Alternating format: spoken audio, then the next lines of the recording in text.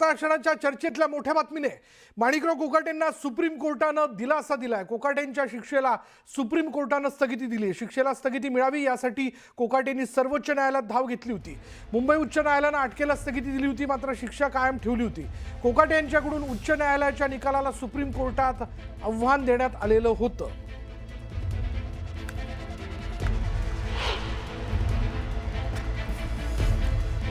त्याला नाशिक सत्र न्यायालयानं 2 वर्षांची शिक्षा सुनावलेली होती सदनिका घोटाळा प्रकरणामध्ये, आणि त्यावरनं पुढे मुंबई हायकोर्टात देखील त्यांच्या शिक्षेला स्थगिती न देता त्यांना 1 लाखाच्या जात मुसलक्यावरती जामीन मंजूर करण्यात आलेला होता, कारण त्यांना कुठल्याही क्षणी अटक होणार होती।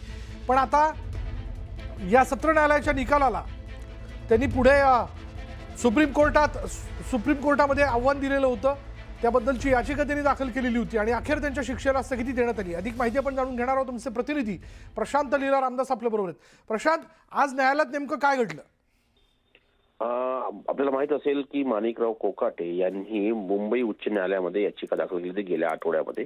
त्यांच्या 2 वर्षाच्या ज्या शिक्षेला स्थगिती मिळावी, त्यांना तिथे स्थगिती मिळाली नाही। त्या निर्णयाच्या विरुद्ध त्यांनी सुप्रीम कोर्टात आज या संदर्भात आव्हान याचिका दाखल केली होती। या संदर्भात सुप्रीम कोर्टामध्ये जेव्हा या संदर्भातली आव्हान याचिका दाखल करण्यात आली, या आव्हान याचिकेवरती आज सुनावणी झाली आणि कोर्टाने या संदर्भात जो मुंबई उच्च न्यायालयाने निर्णय दिला होता त्या निर्णयाला त्यांनी स्थगिती दिली आहे आणि त्यांच्या शिक्षेला देखील 2 वर्षाच्या शिक्षेला देखील स्थगिती दिली, अशा प्रकारची माहिती पुढे आली आहे। त्यामुळे असं म्हणावं लागेल की माजी मंत्री जे आहे आणि राष्ट्रवादी काँग्रेस पक्षाचे आमदार माणिकराव कोकाटे यांच्या विरुद्ध जे फसवणूक